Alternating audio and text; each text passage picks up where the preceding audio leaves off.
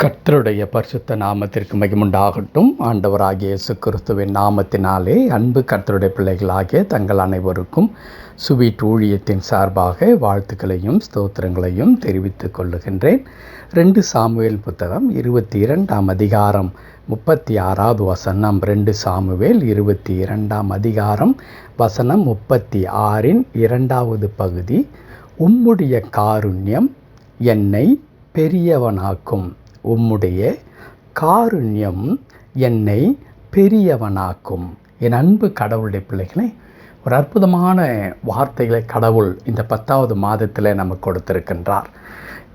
முதல் நாளாகிய நேற்றைய தினத்தில் ஆண்டவர் காருண்யத்தாலே உன்னை இழுத்து கொண்டேன், அநாதி சிநேகத்தால் உன்னை சிநேகித்தேன் என்று சொல்லி ஆண்டவருடைய அன்பு எத்தனை பெரியது, அந்த அன்பின் மூலமாக நமக்கு கிடைக்க பெற்றிருக்கிறதான அந்த அற்புதமான கிருபை எப்படிப்பட்டது, அந்த கிருபையின் மூலமாக நம்முடைய வாழ்க்கை உடைந்து நொறுங்கி போயிருந்தால் கூட அவர் திரும்ப மறுபடியும் நான் கட்டுவேன், மறுபடியும் உன்னை நான் புறப்படச் செய்வேன், மறுபடியும் உன்னை கனி தரும்படி நான் நாட்டுவேன் என்று சொல்லி திரும்பவும் நமக்கு ஒரு அற்புதமான எதிர்காலம் இருக்கிறது என்பதை படித்தோம்.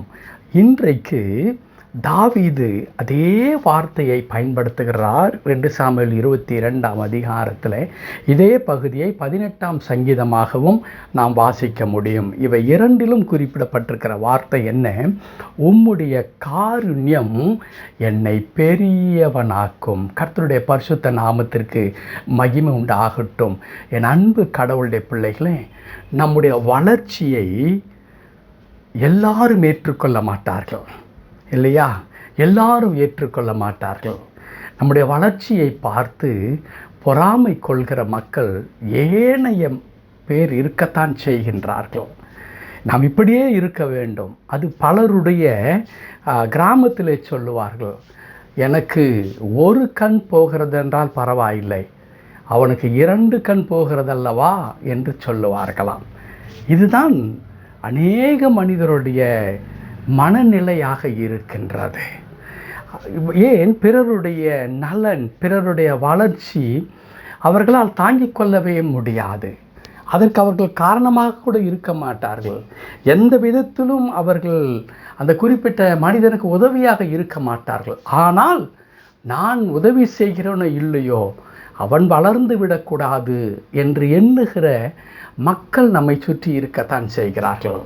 ஆனால் நீங்களும் நானும் நம்பி இருக்கின்ற இந்த அற்புதமான ஆண்டவர், அவர் சொல்லுகின்றார், உம்முடைய காருண்யம் என்னை பெரியவனாக்கும் என்று தாவீதால் அது பிரதிபலிக்கப்படுகிறதை நாம் பார்க்கின்றோம். கர்த்தருடைய காருண்யம், அவருடைய இரக்கம் என்ன செய்யும்?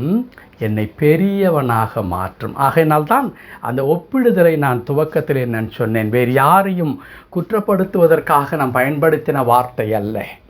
நம்முடைய கடவுள் நம்மை உயர்த்துவதிலே மகிழ்ச்சி கொள்ளுகின்ற கடவுளாக இருக்கின்றார். மக்கள் நாம் தாழ்ந்து இருப்பதையே விரும்புகின்ற மக்களாக இருக்கிறார்கள். அன்பு கர்த்தருடைய பிள்ளைகளை, நம்முடைய கடவுளால் நம்மை உயர்ந்த நிலைக்கு அவர் கொண்டு வரக்கூடியவராக இருக்கின்றார். ஒருவேளை இங்கே உயர்ந்த நிலை என்று சொன்னவுடனே நாம் என்ன நினைத்து விடக்கூடாது என்றால், இந்த உலகத்தில் எனக்கு பெரிய மாளிகைகள் வேண்டும், வங்கி நிறைய பணங்கள் வேண்டும், எனக்கு வாகன வசதிகள் வேண்டும், இந்த உலகத்தில் என்னை பார்த்து எல்லாரும் அஞ்சுகிற அளவிற்கு என்னுடைய மகிமை பெரிதாக இருக்க வேண்டும், அதுதான் ஆசீர்வாதம் என்று நினைக்கிற மக்கள் ஒரு வேளை கேட்கலாம், அப்படி என்ன நடந்திருக்கிறது எனக்கு என்று சொல்லி. என் அன்பு கடவுளுடைய பிள்ளைகளே, இந்த உலகத்தில் பெரிய பெரிய வீடு வைத்திருப்பது கடவுள் இல்லை என்று சொல்லுகிறவர்கள் கூட வைத்திருக்கிறார்கள். ஆகையால் கடவுள் நம்மை ஆசீர்வதித்திருக்கிறார் என்பதற்கு அடையாளம் தங்க அணிகலன்களை அணிந்து கொள்வது அல்ல, பெரிய வாகனங்களிலே போவதல்ல, பெரிய மாளிகையில் இருப்பதல்ல. இவையெல்லாம் நமக்கு அடிப்படை தேவைகள் இந்த உலகத்தில். அதை கடவுள் கொடுக்கிறவராகவும் இருக்கின்றார். ஆனால் அதுதான் கர்த்தர் என்னை ஆசீர்வதித்திருக்கிறார் என்பதற்கு அடையாளம். அது இல்லாதவர்களெல்லாம் கடவுளால் புறக்கணிக்கப்பட்டவர்கள் என்ற அர்த்தம் அல்லவே அல்ல. இந்த உலகத்தில் ஆசீர்வாதம் என்பது அன்பு கடவுளுடைய பிள்ளைகளே, அது வேறு விதத்தில் மனிதர்கள் புரிந்து கொள்ள வேண்டியவர்களாக இருக்கிறார்கள். வேறு விதத்தில் புரிந்து கொள்ள வேண்டியவர்களாக இருக்கிறார்கள். என் அன்பு கர்த்தருடைய பிள்ளைகளே, நம்முடைய ஆண்டவர் நம்மை உயர்த்துகின்ற கடவுள். நான் பல நேரங்களிலே சொல்லியிருக்கிறேன். ஒரு பழைய பாடல் இருக்கிறது. எண்ணிப்பார் நீ பெற்ற நன்மைகளை, count your blessings, name them one by one என்ற ஒரு அருமையான ஒரு பாடல் இருக்கிறது. அதில் கர்த்தருடைய அழகான வார்த்தை அதில் பயன்படுத்தப்பட்டிருக்கும். என்ன வார்த்தை? பணம் கொள்ளா பேராசீர்வாதத்தை பார். பொன் பொருள் உள்ளோரை நீ நினைக்கு பார்க்கும் பொழுது அவர்கள் மீது நீ கவலை கொள்ளாதே. அவர்களைப் போல் இல்லையே என்று நீ நினைக்காதே. பணம் கொள்ளா பேராசீர்வாதம் என்னது? பிரச்சனைகள் மத்தியிலும் ஒரு தைரியம், ஒரு சமாதானம். ஜெயித்து விடுவேன், இதிலே இருந்து மீண்டு வந்து விடுவேன், ஏனென்றால் என் ஆண்டவர் என்னை கைவிட மாட்டார் என்ற நம்பிக்கை இருக்கிறது. அந்த நம்பிக்கை பணம் கொடுத்து வாங்கவே முடியாது, இல்லையா? பிரச்சனையின் மத்தியில் நான் சந்தோஷமாய் சமாதானமாய் இருக்க முடியும். அது பணம் கொடுத்து வாங்க முடியாது.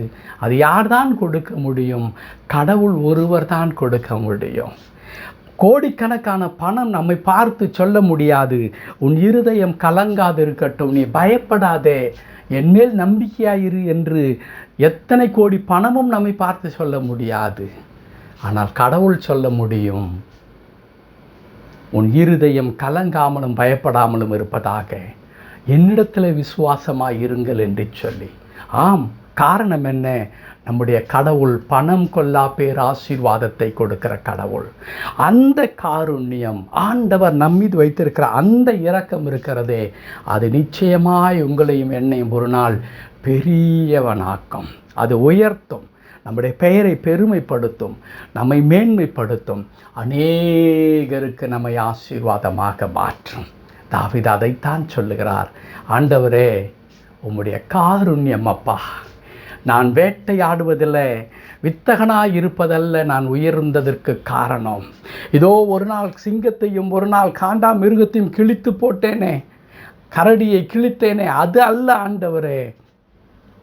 நான் உயர்ந்ததற்கு, இன்றைக்கு அரசனாவனதற்கு காரணம், கோலியாத்தை கொன்றேனே, அது அல்ல ஆண்டவரே, உம்முடைய கிருபை. என் பெற்றோரெல்லாம் என்னை மறந்திருக்கும் போது அங்கே போ, அங்கே ஒரு பையன் இருக்கின்றான் என்று சொல்லி சாமுவேல் தீர்க்கதரிசியை அனுப்பி, ஆண்டவரே அன்று என்னை தெரிந்து கொண்டீரே, இல்லை என்றால் நான் என்ன செய்திருக்க வேண்டும்? எந்த மலையிலோ, எந்த வனாந்திரத்திலோ, எந்த காடுகளிலோ, இதோ கர்த்தாவே நான் ஆடுகளுக்கு பின்பதாக திரிந்திருக்க வேண்டிய ஒருவன். ஆனால் உம்முடைய காருண்யம் இந்த அரியணையில் என்னை கொண்டு வந்து அமர்ந்து வைத்திருக்கிறது. உம்முடைய கிருபை இந்த சிம்மாசனத்தை எனக்கு கொடுத்திருக்கிறது. உம்முடைய இரக்கம் எனக்கு எல்லா விதமான அதிகாரத்தையும் கொடுத்து இந்த சமஸ்த இஸ்ரவேலுக்கு ராஜாவாக என்னை மாற்றி இருக்கிறது. ஆண்டவரே, உம்முடைய காருண்யம் என்னை பெரியவனாக்கும். என் அன்பு கர்த்தருடைய பிள்ளைகளே, ஆம், அந்த காருண்யம் உங்கள் மீது இருக்கிறது, உங்கள் பிள்ளைகள் மீது இருக்கிறது, உங்கள் சந்ததியின் மீது இருக்கிறது. அந்த காருண்யம், தாவீதை உயர்த்தின காருண்யம், எரேமியா தீர்க்கதரிசியின் மூலமாய் பேசப்பட்ட அந்த காருண்யம் உங்களை நிச்சயமாக உயர்த்தும், உங்களை ஆசீர்வதிக்கும். உங்களை கொண்டு கடவுள் பெரிய காரியங்களை செய்வார். ஆபிரகாமை பார்த்து அப்படித்தான் சொன்னார், நீ ஆசீர்வாதமாயிருப்பாய், உன்னை நான் ஆசீர்வதிப்பேன் என்று ஆண்டவர் சொன்னார். நம்மை ஆசீர்வதித்து பிறருக்கு நம்மை ஆசீர்வாதமாய் மாற்றுவது தான் நம்முடைய ஆண்டவருடைய அற்புதமான செயல். அது எதன் அடிப்படையில் வருகிறது? நம்முடைய திறமையின் அடிப்படையில் அல்ல, அவருடைய காருண்யத்தின் அடிப்படையில். அந்த காருண்யம் நம்மை பெரியவனாக்கும். பயப்பட வேண்டாம். இந்த மாதம் முழுவதும் அந்த காருண்யம் நம்மை வழி நடத்தும். அது நம்முடைய தேவைகள் எல்லாவற்றையும் பொறுப்பெடுத்துக் கொள்ளும். கர்த்தர் தாமே இந்த வார்த்தையின்படியே நம்மை ஆசீர்வதித்து இந்த மாதம் முழுவதும் நம்மை அற்புதமாய் வழி நடத்துவாராக. ஆமேன், ஆமேன்.